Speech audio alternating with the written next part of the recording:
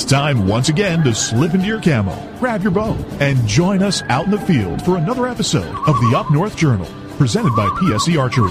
The Up North Journal crew is knocked and ready to rock for another exciting adventure. So let's step outside and hit the trail. This episode of the Up North Journal podcast is brought to you by PSE Archery, Black Eagle Arrows, Scent Blocker, Killer Food Plots, Cabela's, Spot Shooters, Antler Action, Family Traditions Tree Stands, Tom's Custom Turkey Calls, and Badass Slingshots. Welcome back to another episode of the Up North Journal, everybody. Your host, Mike Adams, sitting here with Dan Jasa on the back porch. We're not really sitting because we're actually up north. We're pre-recording. We're So we pre-recording this episode from the back deck of the UNJ studio, but yeah, in all reality, you're up north and so am I. right, exactly. So what are you doing up north right now? You know what? This episode is going to come out next Monday, so I will hopefully make it back across the bridge the night before. Oh, that's going to be a nightmare. They estimate on each side of the bridge there could be up to 4,000 cars in line. No, thank you. I don't care what you tell me. I don't about, care if I'm the first car. I don't want to sit there for 4 hours. Oh, this is what I thought. Can you imagine? You're driving up, right? You're coming down. It's almost 6:30, and all of a sudden, the powers that be drop. We'll say they drop a barricade, and you're the first car. Yeah. And they say, nope, Sorry. can't go till noon now. They picked it, and Danny's sitting there. Right. No, you know what? I don't care how much water you provide me, what bathroom you provide me. I'm sorry, 4,000 cars at noon. No way. Well, look at it this way. If you're the first car in line, you're heading south, you got a clean shot for probably a couple hundred miles before you see another car. Yeah, you gotta wait. We gotta wait 5.5 hours to get there. Right. So, but you know, it's they're doing it for security. Yeah.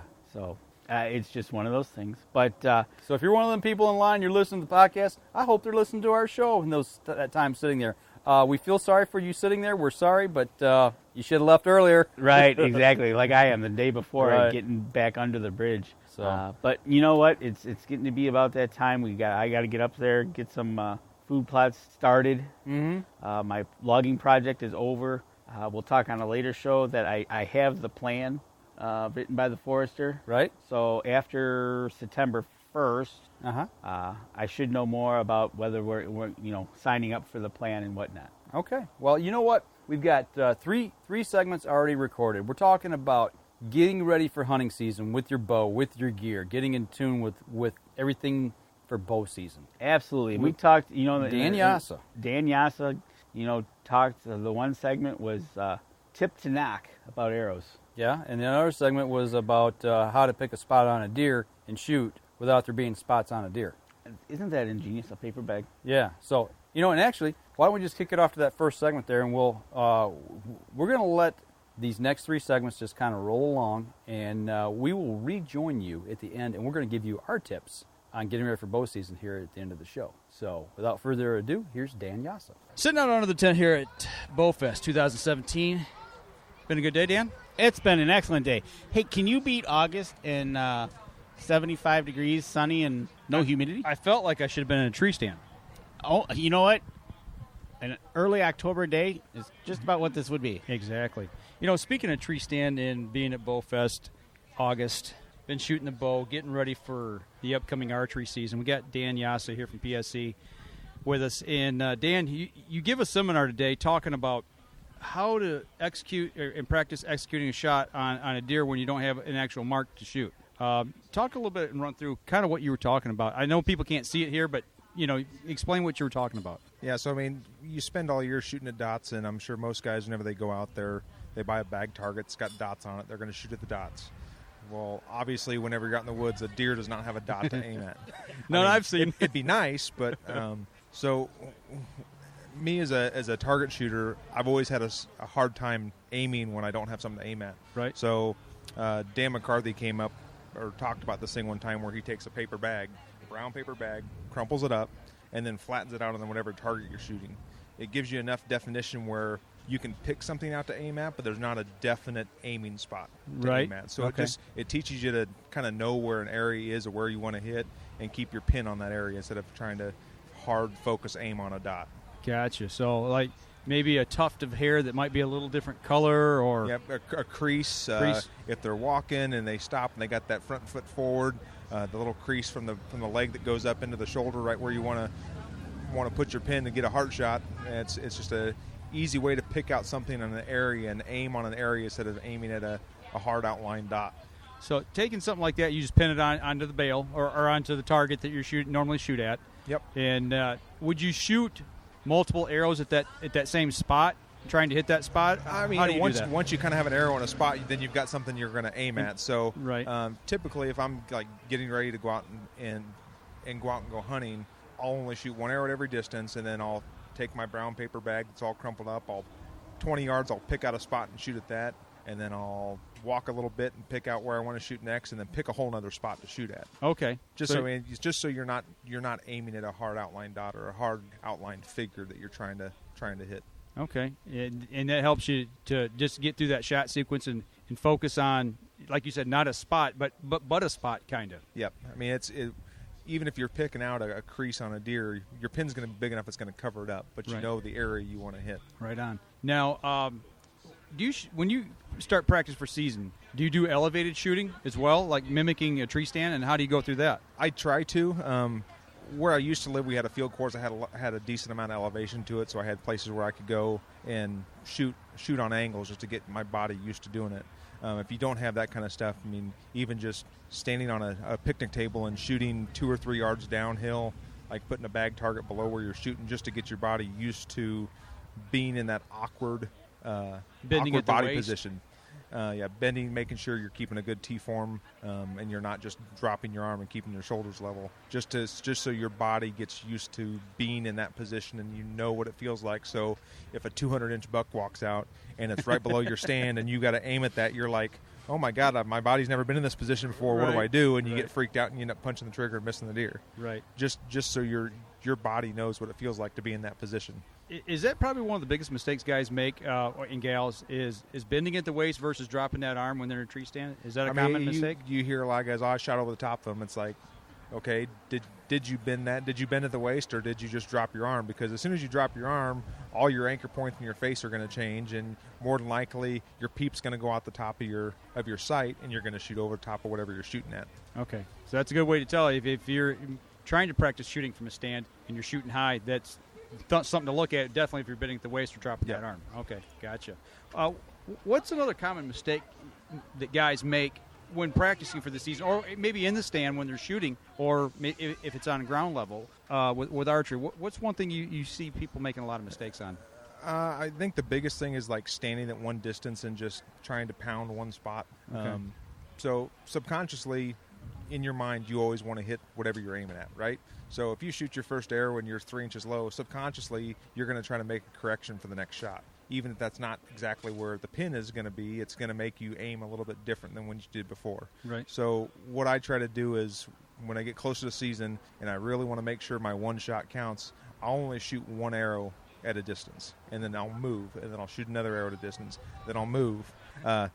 Just to make sure that you're not getting in a letting your subconscious take over to make your arrows hit the middle when you're really not sighted in where you think you are. Speaking of aiming, explain the difference between aiming on the ground and aiming from an elevated stand. As far as What should you do differently? So if you were to take a picture of yourself at full draw, stand on level ground, basically what you're going to do is take that from basically the shoulders up and rotate your body so your arm is pointing down at the ground. That's the position you want to be in. So if you end up changing that T position, you're going to end up changing the whole way your body mechanics work as you fire that arrow.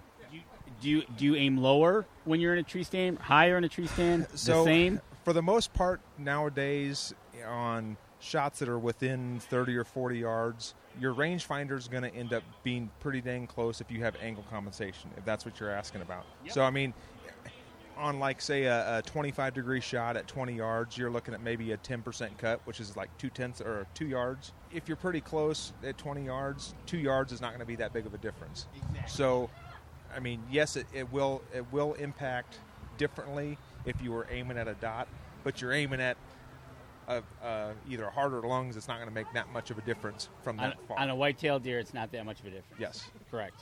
Okay, good. I wanted that explained. When we're talking practicing, 99% of the time, especially during the middle of the summer, we're practicing with field points. When it gets time to start climbing into a stand, we go out, we buy our new broadheads, and we always hear people talk about, well, do they fly like a field point? How do you go through that setup and getting your arrows to fly with broadheads ready for season? Typically, that starts whenever you first start setting with a bow. If you can get your bow either really, really good paper tuned or bare shaft tuned, most of the time, all your quote-unquote fly like a field point broadheads will be pretty dang close. But that's the start of it. But no matter what you do, I always tell people, even if it has a practice head, shoot the actual broadhead you're going to shoot with the actual blade you're going to shoot. At least practice with, have one, you get a package of 3, pull out one and actually shoot the physical broadhead that is meant to kill an animal, because sometimes the practice heads don't always fly like the actual heads. Right. Just the tolerances and how the blades are made even a little bit of difference can make a big difference at 40 yards on a bow that's not tuned very well. Right. Now, Danny, he shoots mechanicals majority of the time, and I shoot fixed blade. When we're talking about those two, the difference between the two and flying like a field point, is there anything that we should be paying particular attention to between those two? Even a mechanical will have some planing effect if it has any kind of exposed blade. Okay.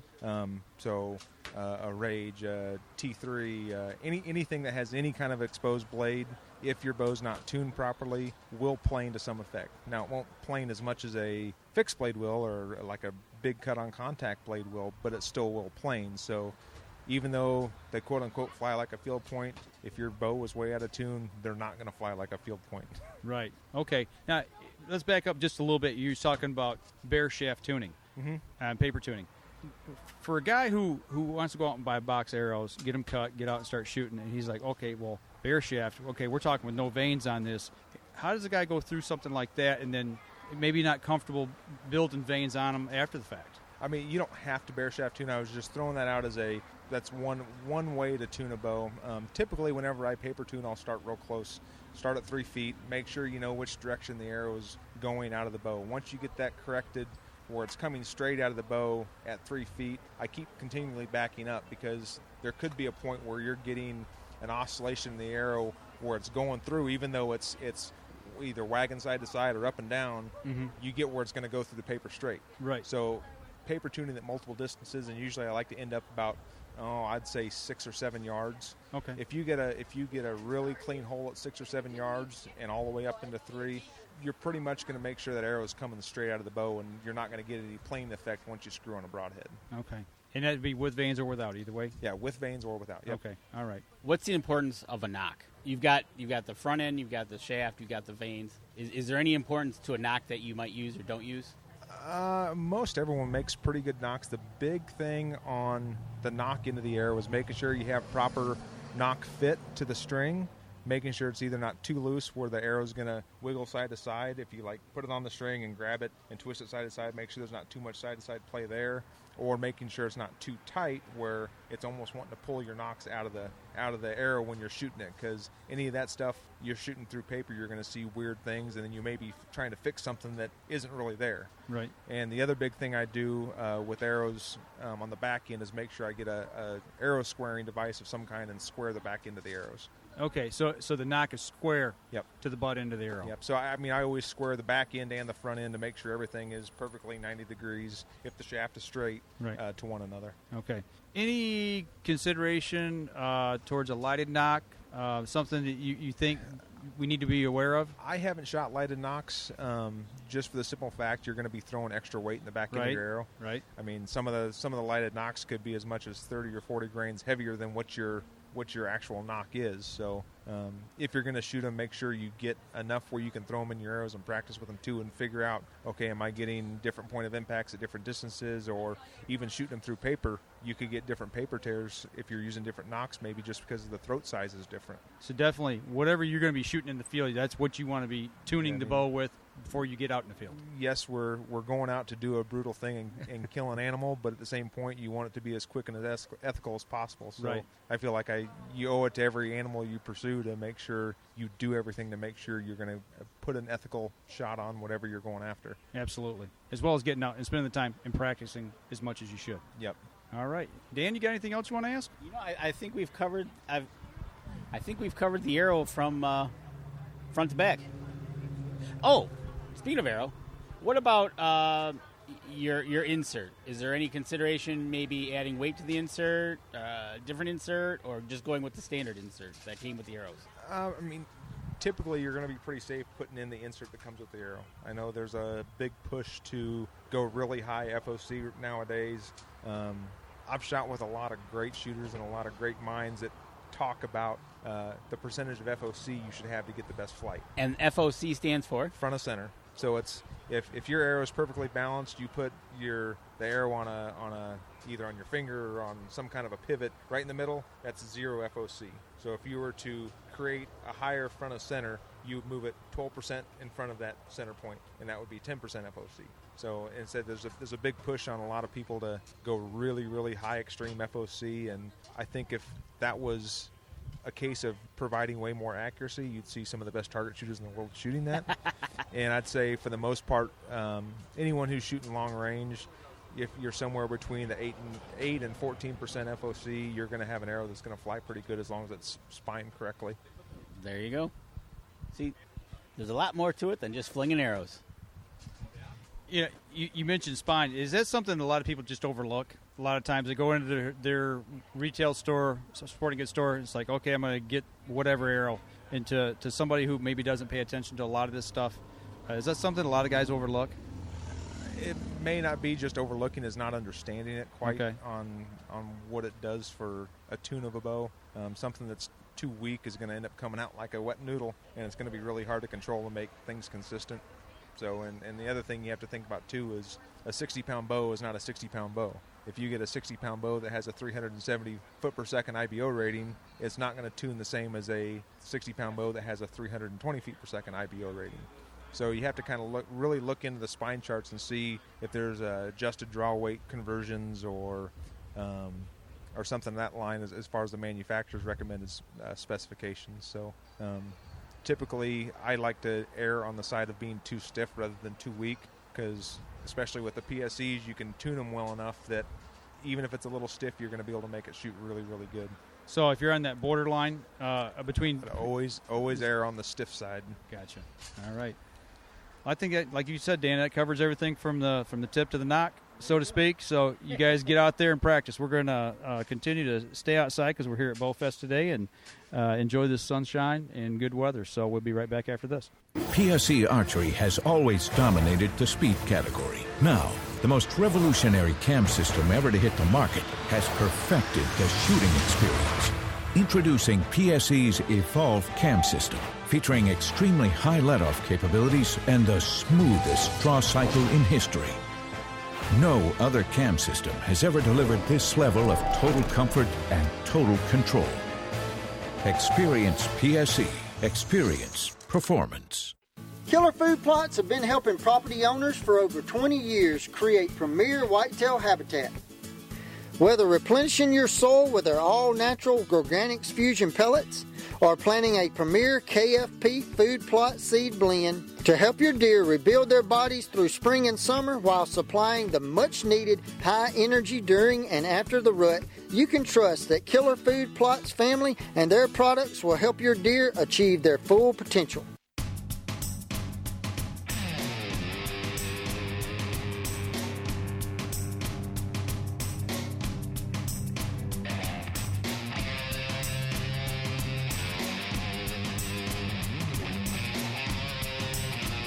All right, back for another segment of the show. Back still outside at Bowfest. I'm telling you, I'm digging the 75 degrees, no humidity, sunshine. I probably got burnt. Yeah, you're good tan. Yeah, okay, I'll tan. Back again, me and Mike sitting here with Dan Jasa. You know what? It's that time of year when we're starting to think hunting season, but it's also that time of year that PSE is coming out with some new target bow. And Dan, we shot one today that simply in a few words that I can put is pretty amazing. Yeah, I mean, we've had such good success with the Evolve series of bows, and people have loved those cam systems so much that I think it was probably in the engineers' back of their mind when they first created the Evolve cam that this may be something we put into a target bow. But the amount of requests we got after people started shooting, like especially the Evolve 35, of can we get a longer one of these, it's the engineers have taken that and made something absolutely amazing. Now, let me ask you a little bit about that. Now, do you go talk with the engineers out there when you go out there? Do you actually talk with these guys, or? Yeah, I mean, I've got most all of them on my phone where I can call them and say, hey, I got this idea, and usually it's like, oh, that's a really good idea. Well, let's think about that and see if we can throw that into something for next year, or oh, we tried that, didn't work. Oh, okay. So you get instant feedback. You know, that's one thing that's awesome when you're dealing with engineers and working on bows, is something that, you know, you're able to talk to them and get feedback on them. So the new bows coming out, what do we got? I know we shot one today, but there's a few more out there. Yeah, so we released 3 target bows. We had 2 was supposed to be simultaneous releases. We had a little bit of a delay in Indianapolis with some award ceremonies going on, but we did a pretty much simultaneous release of 3 new target bows this year. One was at the ASA, and the other one was at USA Target Nationals in Indianapolis. So we released the Shootdown, which is the non-shoot-through 37-inch axle, 7-inch brace height, 334 foot per second IBO target bow for this year. And then we also have another one called the Perform and the Perform X and the Perform X 3D, which is our shoot-through version. The 3D version is a 36-inch axle, 6.5-inch brace height, 338 IBO shoot-through riser bow, and the Perform X is a 40-inch axle, 7-inch brace height, 332 IBO target bow. They keep getting longer and longer. Oh, if historically, if you go back and look at what we've done on our target bow line for like the last 10 years, we've always had a 37-inch non-shoot-through bow, and then a 36 and a 40-inch shoot-through bow. So we kind of stuck along those same lines just because we can fit so many different people into those bows and give everyone something that fits them. No matter how tall or short they are, we'll be able to get you into one of the higher-end target bows. So, okay. Oh, come on, man. What? You're going to keep me off mic on that guy. Yeah, I'll keep you over here. No, don't give him the mic. We almost had to get a step stool today for Danny to be able to shoot one to keep the wheels off the ground. You know, that had Thanks, to Dan, for passing the mic. Thanks. I knew that was coming. See what happens to the short-haired, red-headed guy when things happen? Sit back now. Yeah, you sit there. Okay, so explain, why would I want to use a bow with a shoot-through riser or shooting one with a ledge? I mean, there's what would be what would I be looking for if I shot one opposed to the other? Well, if you're going to have a shoot-through riser, inherently, just because of the riser design, it's going to be a stiffer riser. So there's going to be less flex whenever you draw it back. It's going to be a more stable platform when you're shooting. And on a non-shoot-through bow, you may have to put a little bit more material to make it stiff enough. Okay, all right. And so you can probably make, for the amount of material that's there, you can make the shoot-through a little thinner in places where you can't do it with a non-shoot-through bow. Okay. Just because you have to have the amount of material there to make it strong enough. Now, so that becomes a personal preference then. Yeah, I mean, I've always kind of leaned towards the shoot-through because of the way I grip the bow. Okay. It seems like my hand can be a little bit more relaxed, and if a shot's lasts a little bit longer than it should, my hand can stay in a position that I'm going to make a good shot better than with a non-shoot-through bow. But I will say with the Evolve and this new bow, they redesigned a little bit on the grip where I'm feeling really comfortable with the non-shoot-through bows now too. So you're using the Shootdown, didn't you? Yeah, I shot the Shootdown the last day at US Nationals. That bow's been absolutely unbelievable. I've loved that bow since I picked it up. It just feels like a little bit stiffer Evolve 35 that aims just a little bit better. Oh, okay. Yeah, no, I know you unveiled them, and we shot them here today at BowFest, and it's an awesome bow. What did you think about it, Mike? It felt good in my hand, like we were talking about the fit and the feel of it. Being a longer bow, that's really the first bow I've shot that was that long. I always shoot something that's a little shorter axle. To me, it just seemed like the arrow exploded out of the thing. That was the one thing I noticed is just the way it fired. It felt different, if that makes any sense. Yeah, I mean, you look at the Evolve cam system, and I don't think when the engineers started the project with the first Evolve cam, they realized what kind of speed we were going to get out of it for how smooth the cam is. I mean, I think you guys shot it today at 75% let off, and there's no dump, there's no build-up. It's just a smooth bow, and then we're getting 334 feet a second out of it in IBO ratings. I tell you what, that Evolve cam system is probably the smoothest cam system I've ever drew back with. You're right, it's just fluid, and it just amazes me. And now you put it into the target section of it, and you're more of a target shooter than we've ever been. You got us addicted to target shooting now. But anyways, You're welcome. Yeah, you're welcome. But Spending more of our money. yeah, more of our money.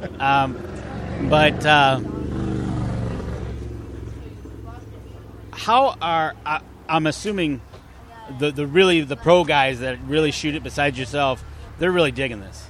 Yeah, I mean, you look at Stefan Hansen's an amazing archer, and that's an understatement. The small amount of time he's had, that new Perform X, he's got the 40-inch version of it.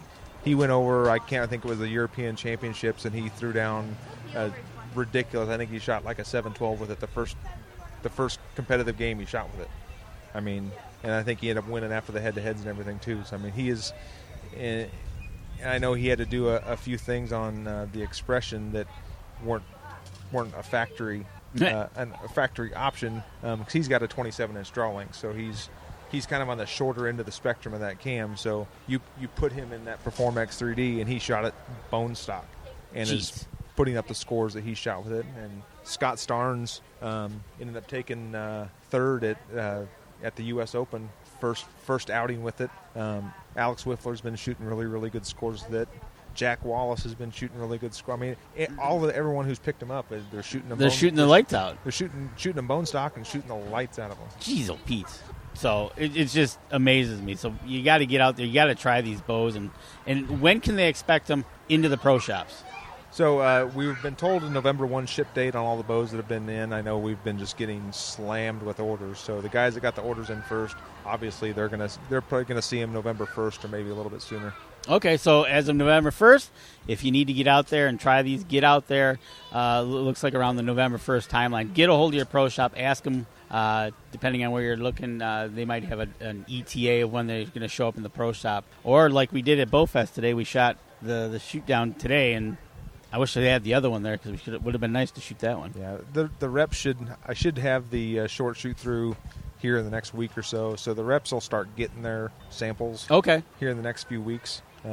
So then as long as you got a good relationship with your pro shop, you can go and say, hey, when's the PSE guy going to be here? Hey, can you get him here as soon as you can? So then people can go out and shoot them that way too.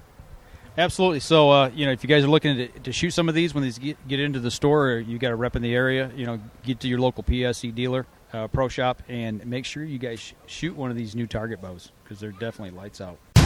So what do you do when you've completely redefined the way bows are engineered? When you've reached the pinnacle and the band starts playing your victory song, you start a revolution out of thin air. Introducing the all-new PSE Carbon Air, engineered with true carbon technology to be the lightest high-performance bow in the world. Experience PSE. Experience performance.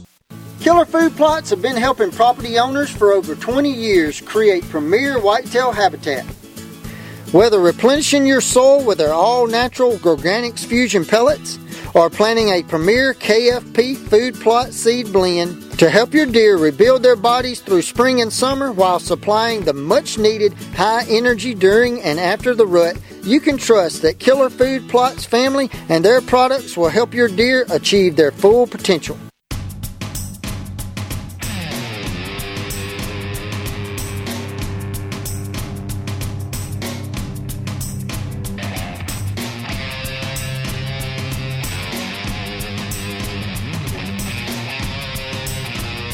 Welcome back, everybody. Another segment of the show here, live from Bowfest. Talking hunting season, archery, but we got something a little different that doesn't have to do... Well, actually, you could take bow on the water. You could. In bowfish. You could take bowfish, yeah, absolutely. We're taking a little different approach here. Yes, we're going to take a little different approach. Robin, on our staff, brought this to our attention, and it just so happens that Bill Curtis has shown up, and we're going to interview him and find out a little bit more about Heroes on the Water. So, Bill, if you can, for our listeners, can you give us a rundown of what Heroes on the Water is? Sure. Heroes on the Water is a nationwide charity. It started in 2007 to take vets and first responders and their families out for a free day kayak fishing. Everything is completely free. We do a light breakfast. We get out on the water usually about 7 a.m., 7:30, fish till about lunchtime, and then we provide lunch, and we kind of wrap up our day from there. So you take people that actually protect us, protect our freedoms, protect our country, but also help us when we're in need, like you said, the first responders as well here, even locally. You take care of everything for them and get them out on the water. Everything's taken care of. They just show up. The kayaks are there. The fishing equipment's there. The food is there. It's a 100% free day for them and their family. They just go online and sign up. We do about 4 to 5 events every summer. And we've got one last event coming up September 10th here at Seven Lakes State Park in Holly. And it's a free day. That is awesome. Now, isn't that kind of cool? It kind of. That is cool. That's way cool. Now, how do you find the people to take out fishing? How do you get in touch with them, or how do they get picked? We've tried a lot of different ways to get the word out. I just spent some time with the VFW guys here, buying my raffle tickets, talking to them about trying to get more local people. But we have a Facebook page, Southeast Michigan Heroes on the Water, and most of our people we connect with are on Facebook. Okay. We've had people travel an hour and a half to one of our events, but we're trying to get more local people out as well. Okay, so before we came on, we were kind of talking. You said you're the Southeastern Michigan chapter. Yes. Is this a nationwide thing, or is it a Michigan thing? It's a nationwide thing. There's Okay. chapters in every state. Since I've been involved, I've connected with people who have a chapter in Maui, a chapter in Washington. There's 3 chapters here in Michigan. Okay. And but we're based. My brother and I run this chapter. We're both live in Holly. We do like our events here at Seven Lakes State Park. Right in our back door. I like that. Right in our back door. And probably the best fishing this year in a long time for bass at Seven Lakes State Park. Damn, we've been missing it. We need to get over there. We missed it, but Robin didn't. Okay. She volunteered there, and Robin's going to scoot over here. Come on, scoot on over, Robin. Robin, who writes for us here on our staff. And we're going to find out how was your day with Heroes on the Water? It was absolutely amazing. First of all, it was a perfect day. It was just like today. There was a nice breeze, and the temperature was great. We had several vets that went out. There was some professional guides that day that had volunteered their time, so that was a very great experience for the veterans that were there to go out with them. And we saw a lot of pictures of some really big fish. So you said it was really good fishing. We had a good day. We had a couple of people in our group catch pretty close to 5-pound bass and a lot of smaller ones. And, it does help. We have a couple people on our board that fish for a living. So having some people out there to help guide. But we always try to send out no more than 2 of our heroes to a guide. So you have someone out on the water helping you. And anything from how to paddle the kayak, how to get comfortable in the kayak, to the actual fishing itself. Most of the guides will bring a tackle box full of baits, and they'll change out baits constantly on the water to make sure that, our goal is to get out and have a fun, relaxing day. But at the end of the day, everybody wants to catch fish, so we want to make sure that happens as well. Absolutely. There's nothing like catching fish. So, okay. So we talked about, what's the website again?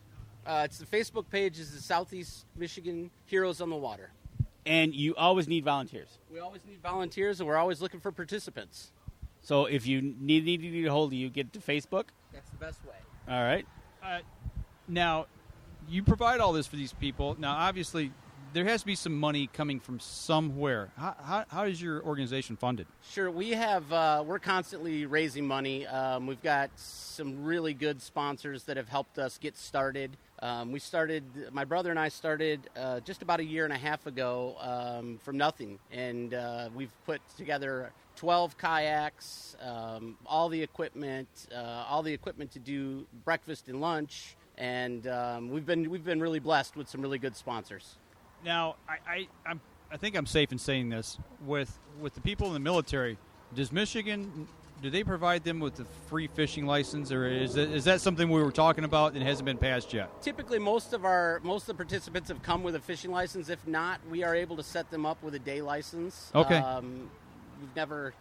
we haven't had to do that. All of our participants so far have come with one. Okay, that was my next question, because I know like first responders, things like that, they have to purchase, or if they didn't have one, then you'd help them take care of that as well. Yeah, so what would happen is people would come to our Facebook page, and there'll be a link to go sign up for the event, and they basically will fill out whether they're coming alone, they're bringing their family. We've had people bring their service dogs out on the kayaks. That is awesome. Basically, what size life vest they'll need, their level of fishing experience or kayaking experience, and then if they're bringing family members, all the same information. So we want to make sure that we have the right equipment to fit all the people that show up. Right on. That is way cool. For the next event coming up September 10th, do you need to be pre-registered, or can you show up last minute? We like to have everybody pre-registered, but we won't turn anyone away. So we have a set number of kayaks that are owned by the group. All of the people who come and help and volunteer usually bring 1 or 2 extra kayaks. We will find somebody a kayak if they show up, but it's always better to be pre-registered. It helps us plan out the day a little bit better. Right on. And once again, before we let you go, how can they get in touch with you guys? Our Facebook page, Southeast Michigan Heroes on the Water, is the best way to reach us. Okay. All right. So if somebody wants to help, volunteer, has equipment or gear, or wants to donate money, or knows somebody who deserves one of these fishing trips, get in touch with you that way. Please. All of that information is on the Facebook page. It's the same form for volunteers that want to volunteer. Just like a participant, they would go in and check what do I want to volunteer to help serve food? Do I want to show up with kayaks and be a guide? All of that information is on the Facebook page. Right on. That is awesome. So there you go, folks. If you want to help, you want to donate, you got or if gear, you know somebody that's a hero, get in touch with them. Before we go to the break here, Robin, talk a little bit about your experience out there and what you got out of that for being out there and being part of this. It's no secret from my stories that my dad is a veteran, and he was in the Korean conflict, and I just think that it's very important for my daughter and I to give back in his honor and in his memory. And it really was a very emotional, day that day. Watching them come in. There's not much that gets a 13-year-old up on a Saturday morning at 5 o'clock. But she was absolutely excited to be a part of this and to help check everybody in and, and hear how they contributed to our country, and then have lunch with them.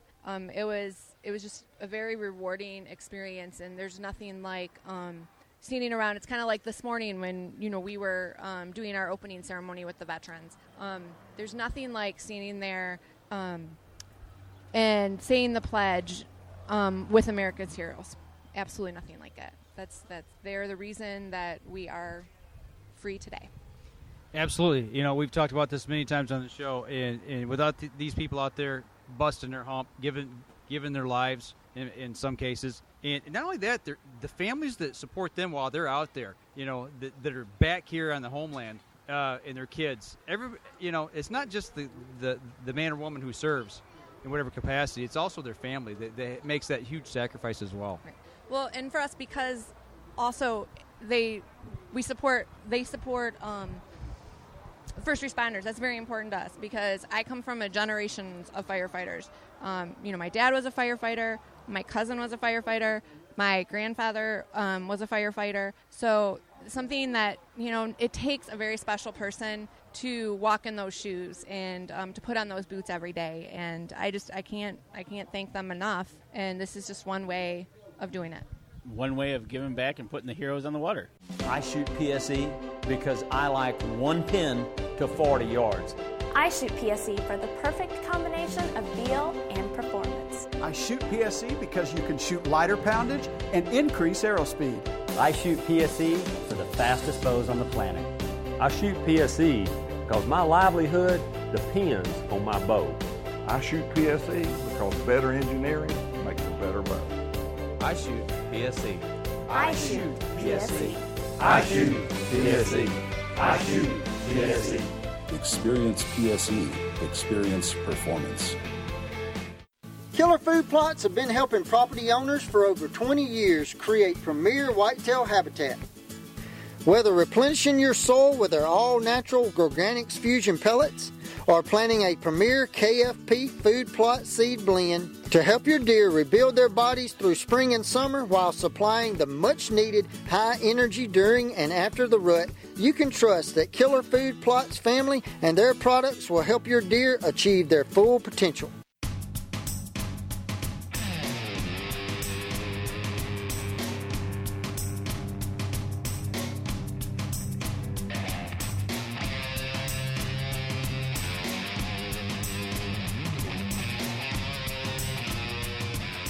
I hear a bee buzzing in my ear as we sit out on the UNJ studio deck. We are back from a break, but we're live, and I'm about to get stung. There he is over there. We hope not, because I'm out of here. Right? But some great tips from Dan. Great tips from Dan about arrows, gear and how to practice, how to pick a spot.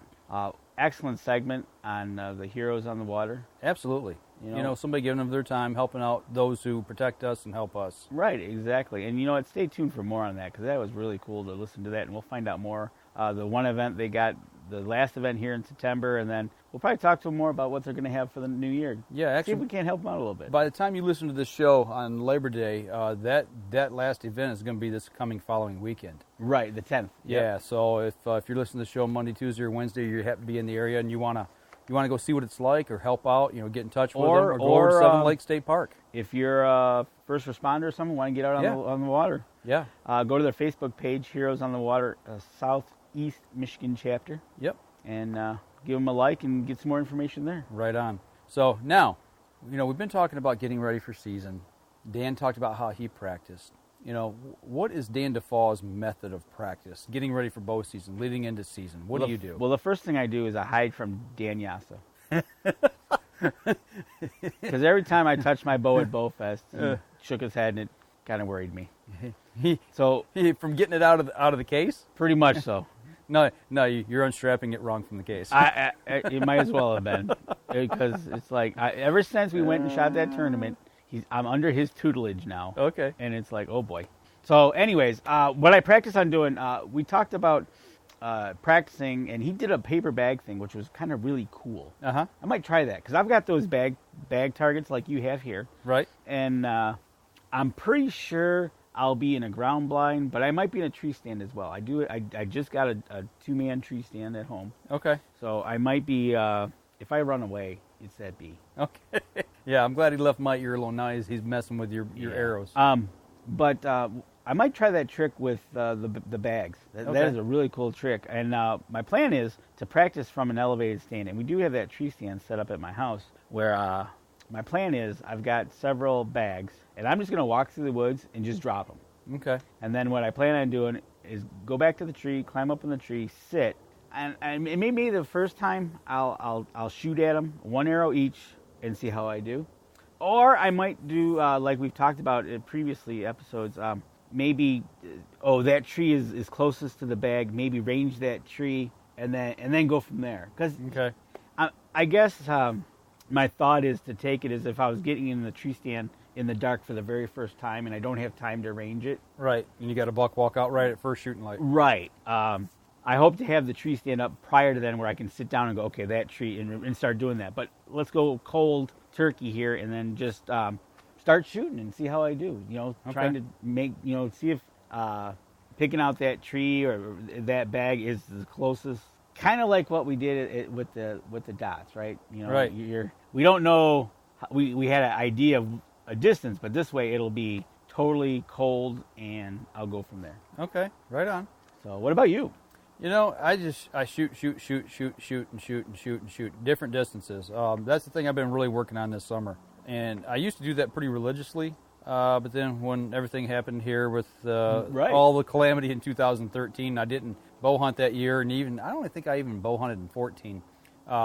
So last year and the year before is really the first time I've kind of got back in the tree stand, got back in the saddle, and this year I'm working on judging distances. That's my big thing of being able to look at something and go, okay, that's 30 yards, or that's 40, or that's 20. And something interesting that Dan said yesterday when we were talking to him of angle compensation. He said realistically, unless you're shooting at very steep angles and down a mountainside or whatever, he said generally you're talking about 10-12% somewhere in that area of compensation distance. He said so a 20-yard shot. He said you're only talking about 2 yards. Right. He says so you're still in the zone. Yep. Obviously that grows greater the further out you go. Right, because the zone we're talking on a white-tailed deer is. We always talk about being able to hit that 8-inch pie plate. Yep, right? The heart and the lungs. Yeah, so that's kind of where I'm at. As it starts to get a little cooler, I might throw the gear on that I hunt out of. I'm definitely thinking about that. Putting the gear on with the tree harness, kind of trying to do some different things. What ifs? Right. Not just having the typical to the right off the perfect side. Maybe having to stand up and kind of turn my body. Yeah. And matter of fact, just like you kind of alluded to that with using the gear, also trying to mentally put you in that situation of not just pulling back, shooting at the bag, thinking it's a deer, and going through the mental steps of going slow, taking your time. Yep. Doing a slow pickup of the bow from a resting position to an extended front arm, and then a slow draw back. And hopefully Dan doesn't see me, and then he'll yell at me. But that's another story. Executing a shot, right? Playing And then the mental game. That mental game, which I've been fighting this whole summer because of Dan, and it's now. I think I'm getting there. Mm-hmm. But he's helped so much in this past couple months. But I think that's what I'm looking for in September before October here. Getting up in the tree, or maybe if I'm going to be hunting from the ground blind. I'll probably might pull the ground blind out, set it up, and shoot from that as well. Yeah. Get used to shooting out of a blind, figuring out, how high do I have to set? How much can I raise up my bow up before I hit the ceiling and make a noise? Things of that nature. Right, exactly. Because we're both shooting new evolves, and to tell you the truth, I've never shot it out of the ground blind, so.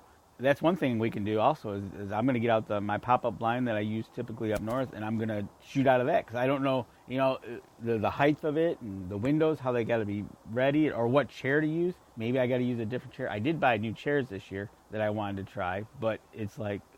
test drive it. Test drive it before you walk out in the middle of the woods and you plop it down and you go out there and it's dark and go, oh, I didn't think of that. Right, exactly. I wish I'd have known. There's nothing worse than this, right?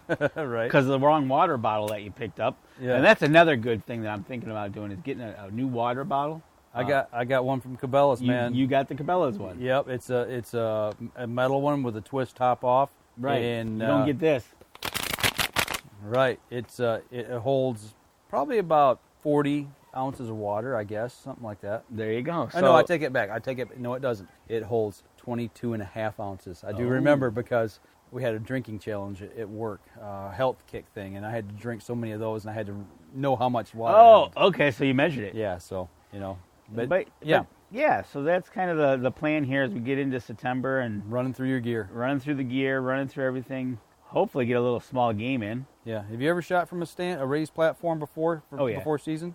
Oh, yeah. Yeah, that's the one thing I try to do. Used to get up on the roof of the house. Okay. I do it here now because our antenna that we used to have, I had a hang-on stand strapped to our tower antenna. Oh, okay. The little triangle pole that went up the side of the house. You put a hang on there. Yeah, it stayed there for years, and that's where I'd practice from, And I'd put my bag under the tree that's no longer there from the tornado. I get you. I'd set the bag back, and I'd put it and try to shoot between, a tight group of limbs or something like that to mimic those tight shots. Right, exactly. So, yeah, no, I have done that before, whether it be the roof of the house or even just off of a ladder. Right. But, no, definitely trying to get into the mode here of test drive and everything before we try to figure out it in October and have it wrong. Right. The other thing I would kind of suggest doing is, probably like a tip for somebody, especially if you're having trouble judging distances. If you got a rangefinder with you, carry it with you. Carry it with you 24/7. Put it in your car.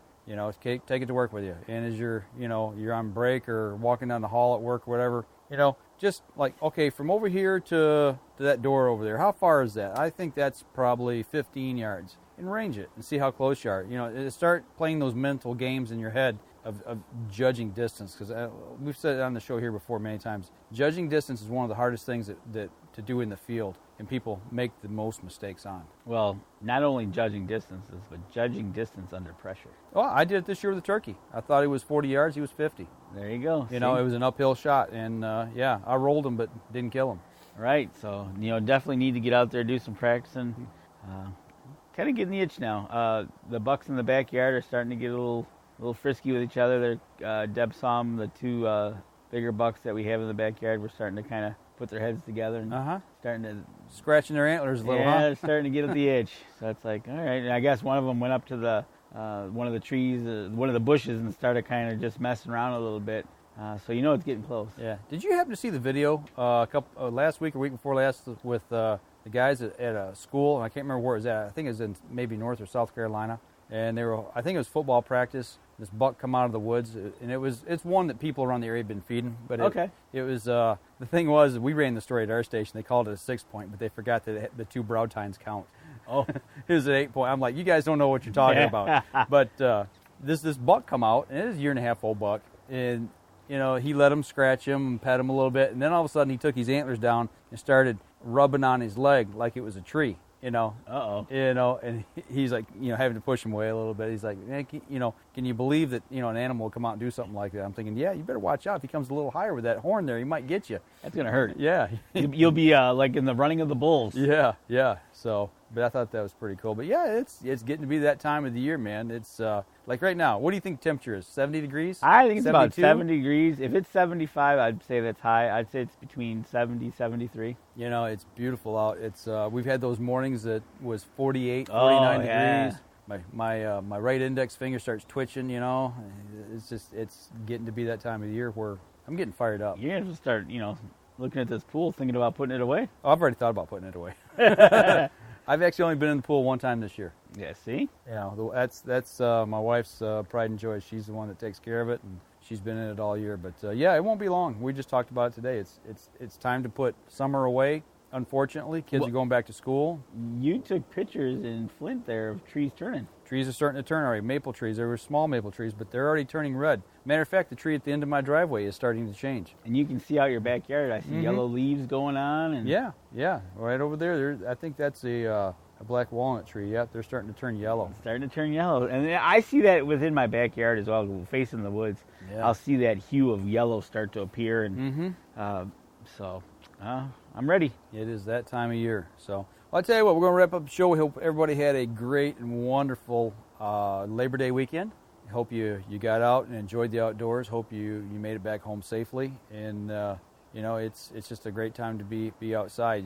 This next weekend, Saturday, I'll be down at Cabela's. And actually, I don't know if I'm going to be at Dundee or Chesterfield yet. I just got an email. So I'm working for Vortex Optics, but I don't know which store I'll be at. Where you'll be for Vortex? I'll be at one or the other. So I don't know. I'll Facebook and let everybody know. There you go. We'll see what happens. But have you got plans for this coming weekend? For this coming weekend, which is weekend after Labor Day. We're pre-recording. Yep. Don't mean to confuse you.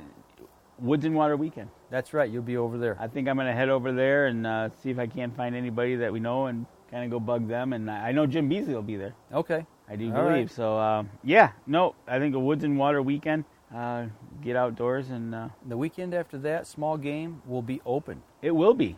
Gosh, where's the time went? Well, that's what we say. It flies by so quick. I you know what, I tell you, September to December 31st always flies by. Absolutely. Well, I'll tell you what, folks, that's going to do it for this pre-recorded edition of our Labor Day episode. Sorry we didn't live stream the event, but it's kind of hard to live stream when you're not live there. When you pre-record. So, right. If you're out in the water or in the woods, as we always say, shoot straight, be safe. We'll talk to you again next week. This episode of the Up North Journal podcast was brought to you by PSE Archery, Black Eagle Arrows, Killer Food Plots, Cabela's, Spot Shooters, Antler Action, Family Traditions Tree Stands, Tom's Custom Turkey Calls, and Badass Slingshots. Thanks for listening, and join us again here next week. Until then, remember, as we always like to say, if you're out on the water or in the woods, shoot straight and be safe. Until next week on the Up North Journal.